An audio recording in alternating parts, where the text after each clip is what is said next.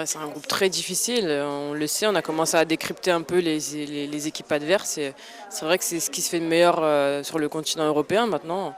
Je pense qu'on a un statut aujourd'hui qui nous permet de rivaliser avec elles. En Norvège, face à la Norvège, ça sera très difficile, mais je pense qu'on peut les faire déjouer maintenant. Sur un match, tout est possible, surtout dans une compétition officielle. Donc on va travailler pour essayer de les battre. Un groupe très relevé, comme quasiment tous les autres, comme celui de la Russie, comme celui du Danemark. Exactement pareil. Donc je pense qu'on n'a pas à se plaindre. On sait que dans tous les cas, je pense qu'à la sortie des groupes, à la sortie du tour préliminaire, en tout cas, il y aura des équipes européennes, de grandes équipes européennes qui auront pas de grandes cartes à jouer au tour principal. Et c'est comme ça, c'est le jeu. Nous, on a payé, je dirais, la sentence en 2008. Voilà. Une poule difficile, hein. En même temps, toutes les poules de l'Euro sont difficiles. L'essentiel, c'est de ne pas sortir de la poule avec 0 point, parce que ça va être quasiment impossible. Si on se plante, voilà, je pense qu'au Tipif, il a voulu recréer un peu ce qui va nous arriver à l'Euro, avec 2 matchs samedi et dimanche avec des meilleures nations mondiales.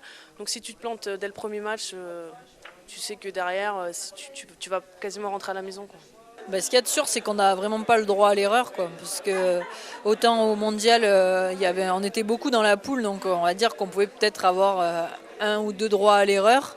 Là, c'est pas du tout le cas, parce que ici, on n'est que 4 dans la poule. Les deux plus gros adversaires, c'est les deux qu'on va jouer en premier. Si on sort troisième de cette poule, on n'a plus aucun espoir de faire un podium. Donc c'est vrai que cette formule nous oblige vraiment à être d'entrée au maximum. La Hongrie, c'est aussi un gros point fort dans le contexte international. Donc ça va être un deuxième match très difficile. De toute façon, ça va se jouer sur ces 2 matchs-là. Après, le troisième match, c'est sûr qu'il faut le gagner, parce que de toute façon, on est obligé de le gagner pour espérer passer au deuxième tour. Mais dans tous les cas, il faudra abattre un des deux gros, la Norvège et la Hongrie, quoi. C'est sûr que la Norvège, je pense que déjà elle est chez elle, donc elles ont cet avantage d'avoir leur public. Et puis je pense que c'est une équipe aussi qui est prétendante au titre, donc effectivement c'est vraiment un gros morceau.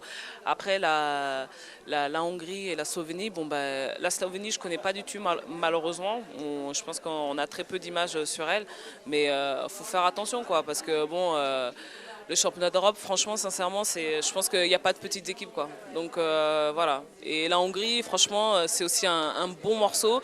Donc ça va pas être une partie de plaisir.